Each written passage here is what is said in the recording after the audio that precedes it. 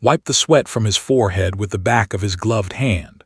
The mining station felt like a tomb around him.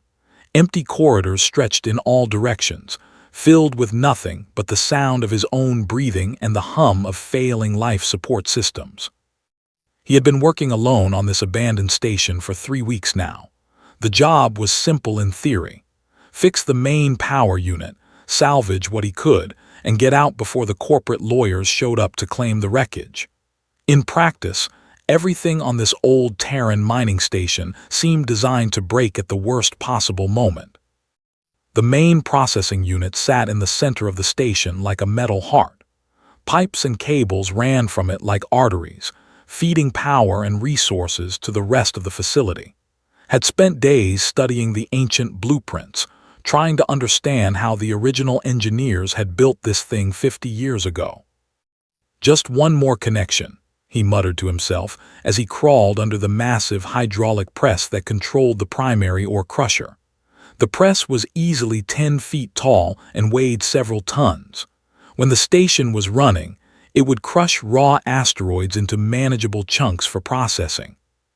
Now it was just another piece of broken equipment standing between him and a working power grid. Squeezed himself into the narrow maintenance space beneath the press. The gap was barely wide enough for a person to fit through. He had to turn his head sideways to see the junction box he needed to repair. The metal walls pressed close around him, but he had worked in tight spaces before. This was just another day on the job. He pulled out his plasma torch and began cutting through the corroded housing around the main power coupling. Sparks flew in the dim light of his helmet lamp. The smell of burning metal filled his nose through the ventilation system in his suit. That was when he heard the first sound. It was soft at first, a gentle hiss like air escaping from a valve. Paused in his work and listened. The sound was coming from somewhere above him. He tried to look up, but the metal ceiling was only inches from his face. The hiss grew louder. Tried to back out of the maintenance space, but something was wrong. The gap that had been tight but manageable moments before now felt impossibly narrow. He pushed with his feet, trying to slide backward, but he could not move. The hydraulic press was closing. Panic hit him like a physical blow.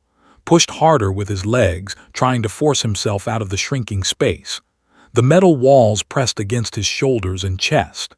His helmet scraped against the ceiling with a sound like fingernails on glass. He was trapped. The press continued its slow, steady descent. Could feel the weight of it pressing down on his back. His breathing came in short, sharp gasps. He activated his emergency beacon, but the small lead light on his wrist stayed dark. The signal was not getting through the metal walls around him. Forced himself to think. The hydraulic system was controlled by the station's central computer. If he could access the emergency shutdown, he might be able to stop the press. But the control panel was on the other side of the room, and he could barely move his arms in the tight space. He reached for his portable computer terminal and tried to connect to the station network. The screen lit up with error messages. The computer systems were too damaged to respond to remote commands. Even if they worked, the emergency protocols required manual confirmation at the main control panel. The press moved another inch lower. Could feel it now as real pressure against his body. The machine was not moving fast, but it was steady and unstoppable. He did some quick calculations in his head. Based on the rate of movement, he had maybe 6 hours before the pressure became unbearable. Maybe 12 hours before it would crush his skull. He tried his radio again, switching through all the emergency frequencies. Nothing but static came back. The nearest human settlement was 4 months away by the fastest ship. Even if someone had received his last scheduled check-in and realized something was wrong, it would take them weeks to organize a rescue mission. By then, there would be nothing left to rescue. Closed his eyes and tried to control his breathing. Panic would not help him now. He needed to think clearly and use whatever time he had left. He pulled out his data pad and began making notes. If someone did eventually find his body, they would need to know what had happened here. More importantly, they would need to know how to fix the problems that had caused this accident. Personal log, Day 21 on salvage mission 442C. He spoke into his suit recorder. I am trapped under the main hydraulic press in the processing center. The emergency shutdown systems are not responding. The press is closing at approximately 1 centimeter per hour. He paused and looked at the readings on his suit display. Current pressure is manageable, but increasing. I estimate I have 6 to 8 hours before the situation becomes critical. Continued making his report, documenting every detail of the malfunction he could observe. He described the corroded wiring, the failed computer systems, and the design flaws that had made this accident possible. Someone would need this information to prevent the same thing from happening to other workers. Hours passed. The pressure increased steadily. Could no longer move his head from side to side. His chest was compressed enough that he had to work to draw each breath. Pain shot through his ribs every time he tried to shift position. He kept working on his notes. When his arms became too cramped to type, he switched to voice recording. When talking became too difficult, he used his eyes to control the computer interface. He documented everything he could think of about the station's systems and safety problems. The press moved lower. Looked at his chronometer. 8 hours had passed since he became trapped. The pain in his chest was constant now. Dark spots appeared at the edges of his vision when he tried to breathe too deeply. He thought about his sister back on Earth. She would wonder why his regular messages stopped coming. She would probably assume he had just gotten busy with work again. It might be months before anyone realized he was missing. I'll be like this forever, he whispered to the empty station. The words echoed in his helmet and faded into silence. Closed his eyes and tried to rest. He would need to save his strength for whatever came next. Adjusted the controls of his small scout ship and frowned at the readings on his scanner. The display showed energy signatures coming from what should have been a dead mining station. According to his star charts, this facility had been abandoned by the humans years ago after their corporate wars ended. He was not supposed to be here. As an exile from the collective, he was supposed to stay away from all inhabited systems. But his ship's power core was failing, and he needed replacement parts. A dead human station might have compatible technology, even if it was primitive by his people's standards. Was tall and thin, like most of his species. His pale blue skin was marked with the dark lines that showed his former rank as a military engineer. Those same marks had been stripped of their honor when the collective exiled him. Now they were just reminders of what he had lost. He brought his ship closer to the station and activated his deep scanners. The readings were strange. Most of the facility was dark and cold, but there were signs of recent activity. Someone was using power in the main processing center. Someone was still alive in there. Hesitated. His first instinct was to turn around and leave. Humans were dangerous. Every child learned that. They were violent, unpredictable creatures who would fight to the death over the smallest things. They had spread across the galaxy like a plague, taking worlds that belonged to older, wiser species. But his ship would not make it to the next system without repairs. He needed those parts. He docked his ship carefully to one of the station's airlocks and checked his weapon before stepping inside. The corridors were dark and filled with stale air. Emergency lighting cast long shadows on the metal walls. His footsteps echoed in the empty halls. Followed the energy readings toward the center of the station. His scanner showed that most of the facility's systems were offline. Only basic life support and a few work lights were still functioning. Whatever human was here was working with very limited resources. The processing center was a large room filled with massive machinery. Had studied human industrial design during his military training. Their technology was crude but effective. They built things to last, even if they were not elegant or efficient. He heard the sound before he saw anything else. It was a human voice, speaking calmly into some kind of recording device. The words were in the human language called English, which had learned as part of his intelligence training. The hydraulic fluid appears to be leaking from the primary junction. This is likely due to age-related deterioration of the seals. Future repair teams should replace the entire fluid system before attempting to restart the press. Moved closer to the sound, what he found made no sense. A human was trapped under a massive hydraulic press. The machine was slowly crushing down on him.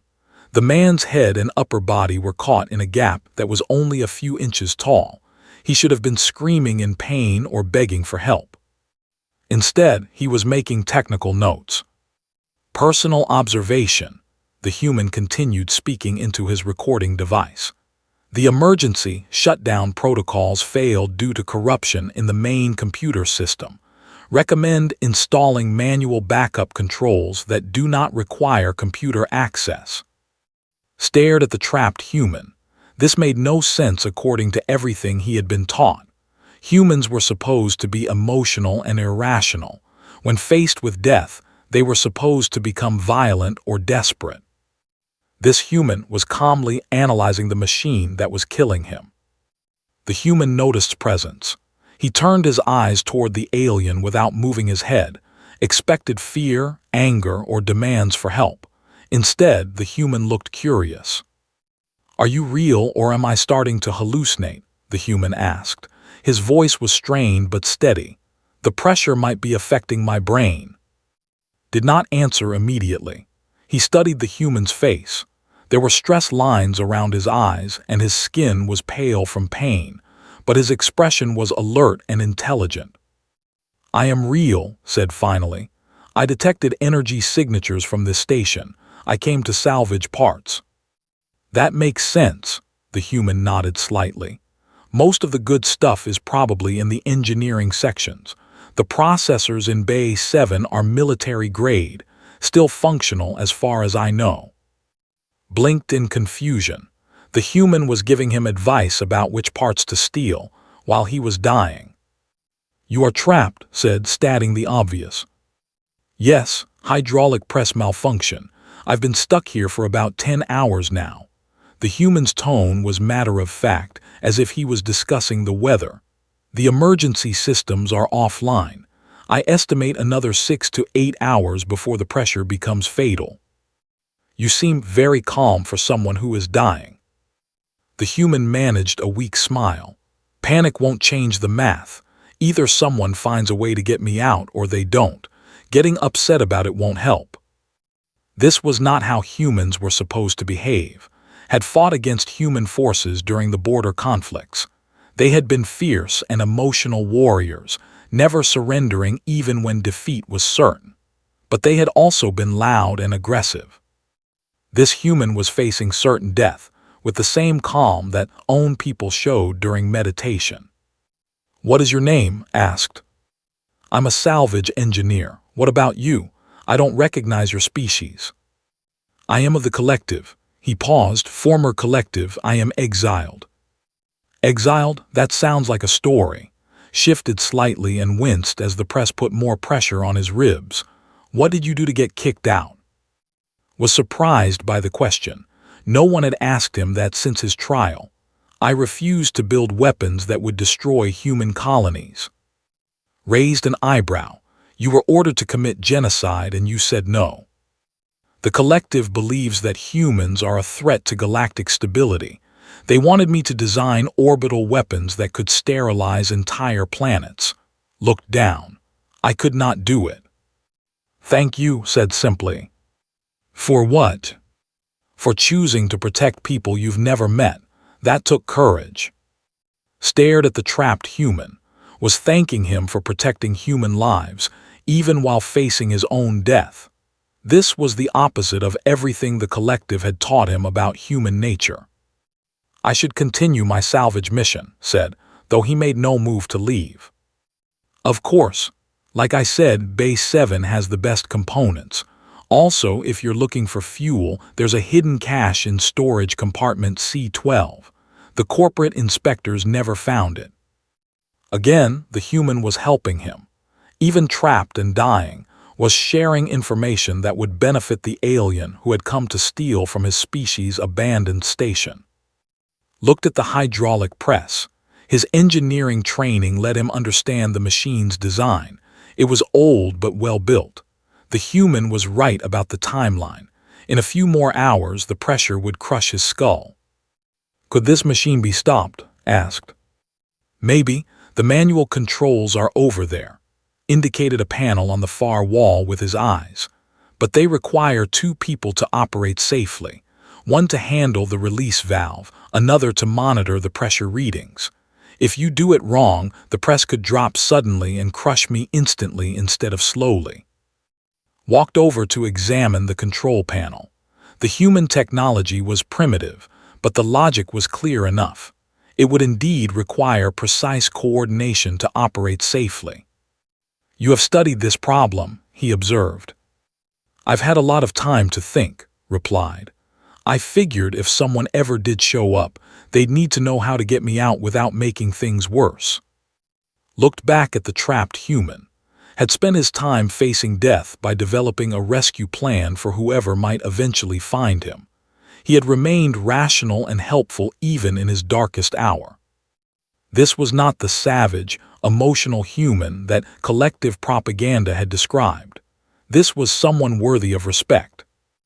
I will help you, decided. Studied the control panel more carefully.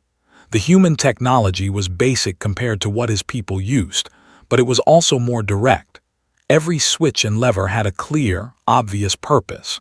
There were no complex energy matrices or quantum field manipulators, just simple mechanical systems that worked through physical force.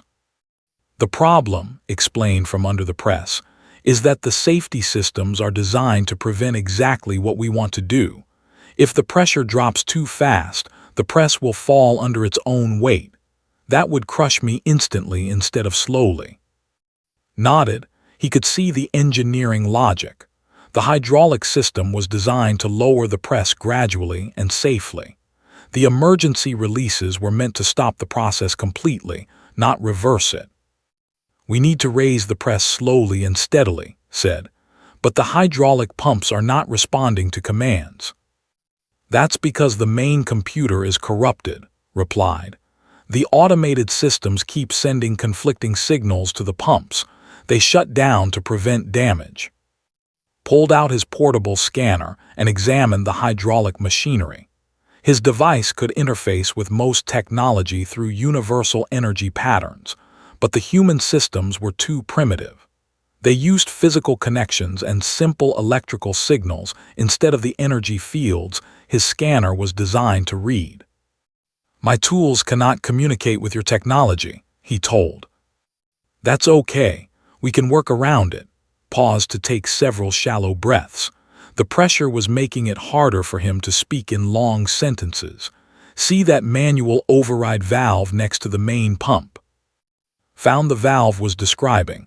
It was a simple wheel-shaped control that could be turned by hand. I see it. That controls the hydraulic flow directly. No computer involved.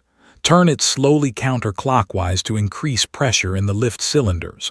But you have to watch the gauge on the wall. If the pressure rises too fast, the whole system could explode. Looked at the pressure gauge had indicated. The needle was pointing to a red zone marked danger. He could see that the system was already operating at its maximum safe level.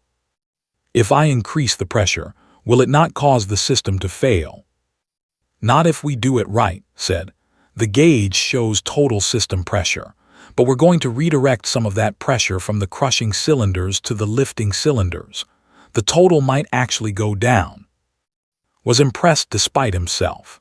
The human was describing a complex hydraulic engineering solution using only the tools available in this crude facility. It was not elegant, but it showed a deep understanding of mechanical principles. How do we redirect the pressure? Asked. There's a switching valve under the control panel. You'll need to crawl under there and turn it manually. But here's the tricky part. You have to turn both valves at exactly the same time. The manual override and the switching valve. If the timing is wrong, the pressure differential could rupture a line. Examine the space under the control panel. It was narrow and filled with pipes and cables. He would have to squeeze in there while also reaching up to operate the override valve above. It would require precise coordination. "This seems very dangerous," he observed. "It is," agreed. "But it's the only way I can think of to get me out of here with the equipment we have available." Considered the problem. His people would have used gravitational field manipulators to simply lift the press directly, or they would have disintegrated the metal with molecular disruptors. But those tools required advanced technology that this station did not have. The human solution was primitive but clever. It used the hydraulic system's own power against itself. Instead of fighting the machine, they would convince it to work in reverse. "Wait," said, "I do have one tool that might help." He pulled out a small device from his equipment pack. It was a gravitational field generator designed for moving heavy objects in zero gravity. It was not powerful enough to lift the entire press, but it might be able to help. "This can reduce the effective weight of objects within a small area," he explained too. "If I position it correctly, it could make the press lighter while we operate the hydraulics." His eyes lit up with interest. "That's brilliant. If you reduce the press's weight by even 20%, the hydraulic system won't have to work as hard to lift it. We could raise the pressure safely without risking an explosion." "But I do not understand your technology well enough to coordinate the timing," admitted. "That's fine. I can walk you through it step by step. I've been thinking about this problem for hours. I know exactly what needs to happen and when." Was amazed. The human had spent his time trapped under a crushing machine by developing detailed rescue procedures. He had not wasted energy on despair or panic. Instead, he had used his engineering knowledge to solve problems he could not even implement himself. "You are very different from what I was taught about humans," said. Managed a weak laugh. "What were you taught?" "That humans are emotional and irrational. That you make decisions based on fear and anger instead of logic." "Maybe some of us do," replied. "But you can't judge an entire species based on their worst examples. I could say the same thing about the collective members who ordered you to build genocide weapons." Considered this. The human had a point. He had been exiled for refusing to follow irrational orders based on fear and hatred. Perhaps humans were not so different from his own people after all. "Let us begin," said. He positioned his gravitational field generator carefully, adjusting the settings to create a localized reduction in weight around the hydraulic press. The device hummed softly as it activated, creating a barely visible distortion in the air. "Perfect," said, watching the pressure gauges. "I can already feel the difference. The weight on my chest is lighter." Crawled under the control panel and found the switching valve. It was exactly where had said it would be. The human's knowledge of this facility was remarkably complete. "Are you ready?" called out. "Ready, remember, turn both valves slowly and steadily. A quarter turn every 10 seconds. Watch the main pressure gauge. If it goes above the red line, stop immediately." Placed one hand on the switching valve and stretched his other arm up to reach the manual override. The position was awkward, but he could manage it. "Begin turning now," instructed. Started turning both valves simultaneously. He could feel the resistance in the metal as the hydraulic system responded to the new settings. The sound of the machinery changed, becoming deeper and more powerful. "Pressure is rising but staying in the safe zone," reported. "Keep going." Slowly, steadily, they redirected the hydraulic flow. Instead of pressing down, the system began pressing up. The massive weight of the press began to lift off's trapped body. "It's working," said, and for the first time since had found him, there was real emotion in his voice. I can move my head. Continued the careful process of adjusting the valves. His muscles ached from the awkward position, but he maintained the steady rhythm that had. The human's engineering calculations were proving to be exactly correct. Just a little more, encouraged. Another half-turn on both valves. Made the final adjustments. The press lifted another few inches and suddenly was free. He rolled out from under the machinery and lay on the floor, breathing deeply for the first time in hours. "We did it," gasped. "We actually did it." Emerged from under the control panel and looked at the human with new respect. Together, they had solved an impossible problem using nothing but mechanical ingenuity and careful teamwork. "Your species is remarkable," said quietly. Sat up slowly, testing his movements. "So is yours. Thank you for not leaving me here to die. Thank you for showing me that everything I believed about humans was wrong." Sat on the edge of a cargo container and ship, holding a warm cup of something the alien called healing tea. The liquid tasted strange but made the pain in his chest feel better. His face still bore deep marks from where the machinery had pressed against his skin. The scars would be permanent reminders of his 18 hours trapped under the press. "Your medical technology is impressive," said, touching the bandages on his face. "On Earth, injuries like this would take months to heal." Adjusted the settings on his medical scanner and nodded. "Medicine is advanced, but we have had thousands of years to develop it. Your people are still very young compared to most galactic civilizations." "Young and stupid, according to most aliens we've met," replied with a tired smile. "Not stupid," said firmly. "Different. When I first saw you trapped under that press, I expected you to be screaming or begging for help. Instead, you were making technical notes for whoever might find your body later. That showed wisdom, not stupidity." Sipped his tea and looked around the alien ship. Everything was smooth and flowing, like it had been grown instead of built. The walls pulsed gently with soft light, and the air smelled like flowers he had never encountered before. It was beautiful in a way that human technology could not match. "Your people must think humans are pretty primitive," he said. "Some do," admitted. "But primitive does not mean inferior. Your hydraulic press was crude compared to our gravitational manipulators, but it had been working for 50 years without maintenance. Our advanced systems require constant adjustment and calibration." "Why did you really help me?" asked. "You could have just taken what you needed and left." Was quiet for a long moment. He moved to the ship's viewing window and looked out at the stars. "Because you reminded me of why I was exiled in the first place." "Tell me about that, if you want to." Turned back to face. "I was a weapons engineer for the collective military. My job was to design new ways to destroy our enemies. For most of my career, I believed I was protecting my people from dangerous threats." "What changed your mind?" 3 years ago, I was ordered to design orbital bombardment weapons, planet killers. The targets were human colonial worlds with millions of civilians.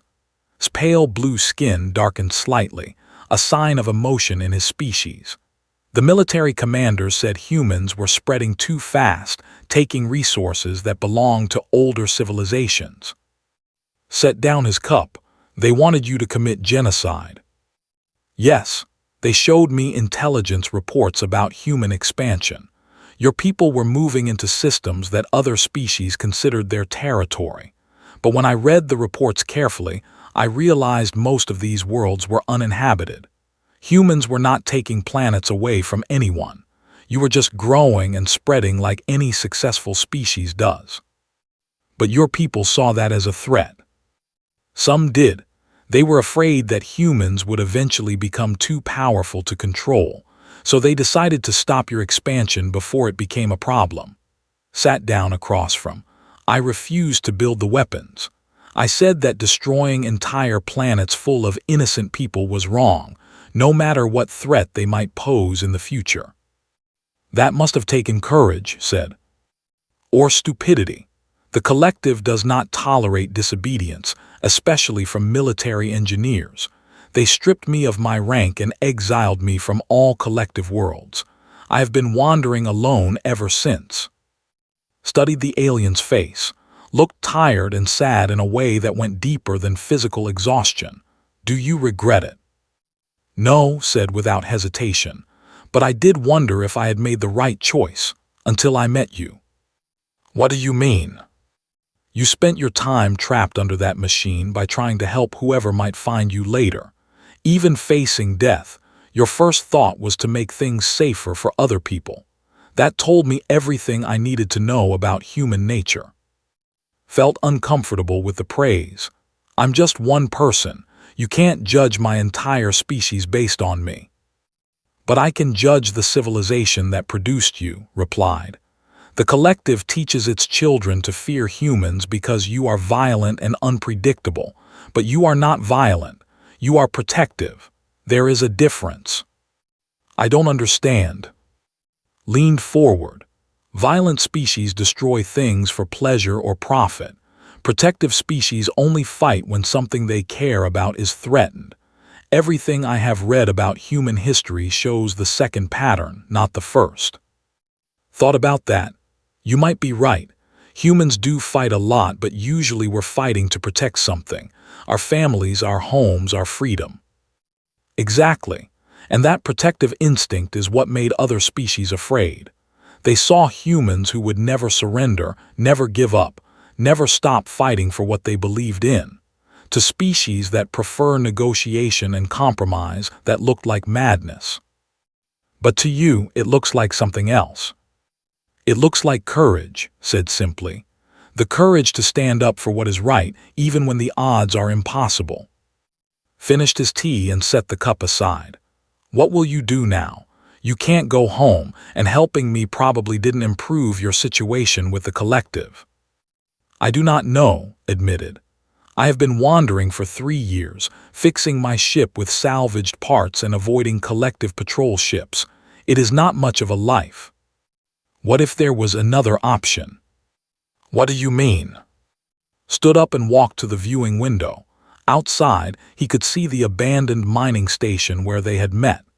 That station has everything needed to support a small research facility. Power generators, fabrication equipment, communication arrays. It would just need some repairs. You want to fix the station? I want to do more than that, said. What if we created something new? A place where humans and aliens could work together without all the politics and fear getting in the way. Stared at him. That is impossible. The collective would never allow it.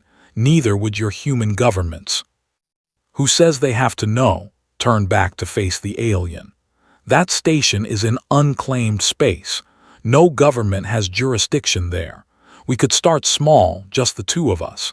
See what we can build when we combine human practical engineering with alien advanced technology. You would be willing to give up your life among humans. What life? Touched the scars on his face. I'm a freelance salvage engineer with no family and no permanent home. I go wherever the work takes me. Why not let the work take me here? Was quiet for several minutes, thinking. It would be dangerous, he said finally. If the collective discovered what we were doing, they would see it as proof that humans are trying to steal their technology. And if human authorities found out, they'd probably think I was selling secrets to enemy aliens, added. We'd both be considered traitors. Then why would you want to do it? Smiled the first real smile had seen from him. Because 18 hours ago, I was trapped under a machine with no hope of escape. Then an exiled alien engineer risked his life to save me. If that can happen, maybe other impossible things are possible too. Looked out at the abandoned station. It was dark and damaged, but it had good bones. With work, it could become something special. A place where two species could learn from each other without fear or prejudice. It would take time, said slowly. Years maybe, and we would have to be very careful. I've got time, replied, and after today I'm pretty good at being careful. Made a sound that realized was laughter. Very well, let us see what we can build together. 6 months later, stood in the main conference room of what had once been an abandoned mining station. The room was now filled with beings from 4 different species, all gathered around a large table discussing technical specifications for a new kind of faster-than-light communication system. The scars on his face had healed but remained visible as thin white lines across his cheek and forehead. He had refused offer to remove them completely with advanced medical techniques. They served as a reminder of how this all began, and of how much could change in a short time. The human approach to signal amplification is crude but effective, Doctor was saying. She was a physicist whose people were known for their theoretical brilliance but poor practical applications. If we combine their simple relay systems with our quantum field mathematics, we could increase communication range by a factor of 10. Nodded and made notes on his tablet. Gravitational resonance principles could help stabilize the signal across long distances. The 3 approaches together might solve the lag time problem that's been holding back interstellar coordination. Around the table, the other researchers murmured agreement. It had taken weeks of careful negotiation to arrange this meeting. Each species had sent one of their most trusted scientists, people who were known for putting knowledge ahead of politics. The station itself bore little resemblance to the broken facility where had nearly died. Working together, he and had repaired the power systems, upgraded the life support, and converted the mining equipment into fabrication tools. What had started as a simple repair job had become a full renovation project. More importantly, word of their work had spread through unofficial channels. Scientists, engineers, and researchers from multiple species had begun arriving, drawn by rumors of a place where they could collaborate freely without government oversight or political restrictions. The beauty of this approach, said Thane, a young hegemony engineer, is that no single species could have developed it alone. We each brought pieces of the puzzle. Smiled. That had been the pattern for every breakthrough they had achieved over the past months. Human ingenuity combined with alien advanced science produced solutions that neither could have imagined separately. Entered the conference room carrying a tray of refreshments suitable for all the different metabolisms present. I apologize for the interruption, but we have received another transmission from Dr. Santos at the Research Institute. She has completed her analysis of our new composite materials and wants to know if she can visit next month. Dr. Santos, Doctor perked up with interest. She developed the theories behind crystalline matrix engineering. I would very much like to meet her. I'll send her the navigation coordinates, said, but remind her about our security protocols. No official logs, no government reports, and no sharing location data with anyone else. The security measures were necessary but frustrating. What they were doing was not technically illegal, since the station existed in unclaimed space. But most governments would view unauthorized cooperation between species as suspicious at best, treasonous at worst. Had lost contact with his former employers months ago. As far as Earth authorities knew, he had disappeared during a routine salvage mission. He felt bad about that, but any attempt to explain his situation would have brought unwanted attention to the station. Faced similar challenges. The collective had ships patrolling nearby systems, searching for their exiled engineer. So far, the station's location in a dead mining sector had kept them hidden, but that would not last forever. We need to discuss our long-term planning, said as the meeting wound down. We're getting more applications to visit than we can handle safely. At some point, we'll need to make some difficult choices. Perhaps we should consider expansion, suggested Thane. There are other abandoned facilities in this sector. We could establish multiple research sites. Doctor shook her head. That increases our security risks. The more sites we operate, the more likely it becomes that someone will discover us. But if we limit our size, we limit our impact, pointed out. The whole purpose of this place is to prove that our species can work together successfully. We can't do that if we stay small and hidden forever. The group spent another hour debating options. It was a good problem to have, reflected. 6 months ago, he had been trapped alone under a crushing machine. Now he was part of something that could change how species interacted throughout the galaxy. After the others left and remained in the conference room, reviewing the day's progress, it had become their routine to spend time each evening discussing what they had accomplished and planning for tomorrow. Doctor's communication system could be revolutionary, said.